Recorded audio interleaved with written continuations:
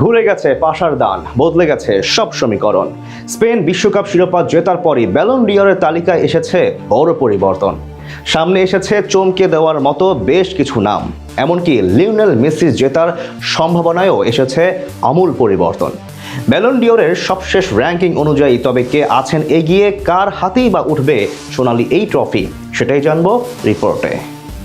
বিশ্বকাপের বছরে ব্যালন ডিওরের হিসেব নিকেশ বদলাবে না তা কি করে হয়? 7-8 ম্যাচের এই টুর্নামেন্টেই ফিকে হয়ে যেতে পারে পুরো সিজনের পারফরম্যান্স। সদ্য শেষ হওয়া বিশ্বকাপের পরও তাই ব্যালন ডিওরের পাওয়ার র্যাঙ্কিং এ এসেছে আমূল পরিবর্তন। বিশ্বকাপের আগে যাদেরকে গোনায় ধরছিল না অনেকেই, আজ তারাই কিনা রয়েছে উপরের সারিতে। আবার ক্লাব ফুটবলের পারফরম্যান্সে যাদেরকে এগিয়ে রাখছিল সবাই, বিশ্বকাপে ভালো না করার ফলস্বরূপ তারাই কিনা নেমে গেছে নিচের দিকে। এই যেমন আর্জেন্টাইন সুপারস্টার লিওনেল মেসি। বিশ্বকাপের আগে অনেকে তো মেসিকে ব্যালন ডিওরের নমিনেশন পর্যন্ত দিতে দ্বিধায় ভুগছিল, তবে আর্জেন্টিনার জার্সি গায়ে মেসির পারফরম্যান্স বদলে দিয়েছে সব হিসেব নিকেশ। বল পায়ে 8 গোলের পাশাপাশি 4 অ্যাসিস্ট, সেই সাথে আবার অ্যাটাকিং ফেজে হেন কোনো রেকর্ড নেই যা নিজের নামে করেননি লিও। একা হাতে নিজ দল আর্জেন্টিনাকে তুলে নিয়ে গেছেন ফাইনালে। যদিও ফাইনালে গিয়ে স্পেনের কাছে হারতে হয়েছে 1-0 গোলের ব্যবধানে, তবে তা সত্ত্বেও 39 বছর বয়সে অতি মানবীয় ওই পারফরম্যান্সের বদৌলতে ব্যালন ডিওরের পাওয়ার র্যাঙ্কিং এ মেসি উঠে গেছেন একেবারে উপরের সারিতে। goal.com এর সর্বশেষ প্রকাশিত ব্যালন ডিওর পাওয়ার র্যাঙ্কিং এ মেসির অবস্থান এখন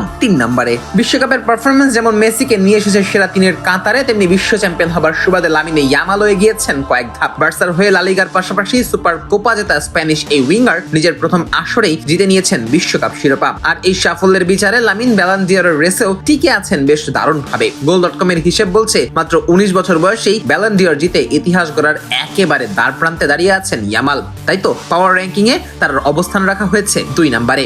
goal.com এ প্রকাশিত পাওয়ার র্যাঙ্কিং এর শীর্ষস্থান দখল করে আছেন হ্যারি কেইন। পুরো সিজন জুড়ে ক্লাব ও জাতীয় দলের জার্সি গায়ে 73 গোল ও 8টি অ্যাসিস্ট করা কেইন বিশ্বকাপের মঞ্চেও নিজের নামের প্রতি সুবিচার করেছেন বেশ। ইংলিশদের হয়ে 6টি গোল করা কেইন দলকে সেমিফাইনালের মঞ্চে তুলতে রেখেছেন দারুণ অবদান। এমনকি বায়ার্ন মিউনিখের জার্সি গায়ে বুন্দেসলিগা শিরোপা জেতার পাশাপাশি ডিএফবি পোকাল ও ডিএফএল সুপার কাপ জেতায় ব্যালন ডিওরের সবচেয়ে বড় দাবিদার হিসেবে হ্যারি কেইনকেই বিবেচনা করছেন অনেকে।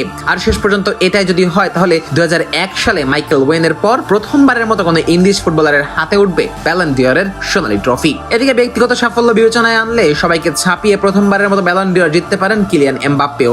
লা লিগার গোল্ডেন বুটের পাশাপাশি সবশেষ সিজনে চ্যাম্পিয়ন্স লিগেরও টপ স্কোরারের পুরস্কার জিতে নেন এমবাপ্পে। এর সাথে আবার বিশ্বকাপে রানা দ্বিতীয়বারের মতো গোল্ডেন বুটের শিরোপা নিজের নামে করে নিয়েছেন এমবাপ্পে। তবে ব্যক্তিগত সাফল্যের ভিড়ে একটাও দলীয় শিরোপা জেতা হয়নি ফরাসি এই তারকার। আর তাই তো goal.com এর পাওয়ার র্যাঙ্কিং এ এমবাপ্পের অবস্থান রয়েছে 5 নম্বরে। তার এক ধাপ উপরেই আছেন বায়ার্ন মিউনিখ ও ফ্রান্স তারকা মাইকেল ওলিসে। বিশ্বকাপের 7 অ্যাসিস্ট করে ইতিহাস গড়া এই তারকা পুরো সিজনে মোট অ্যাসিস্ট করেছেন 41টি। এমন অবিশ্বাস্য পারফরম্যান্সের পরও তাকে ব্যালন ডিওরের তালিকা থেকে সরানো যায় না। সব মিলিয়ে বিশ্বকাপের বছরে কার দিকে পাল্লা ভারী হয় সেটা বোঝা বড় দায়। শেষ পর্যন্ত কার হাতে উঠবে সোনালী এই ট্রফি আর কারাই বা ফিরবে খালি হাতে, তার উত্তর জানা যাবে মাস 3 পরেই।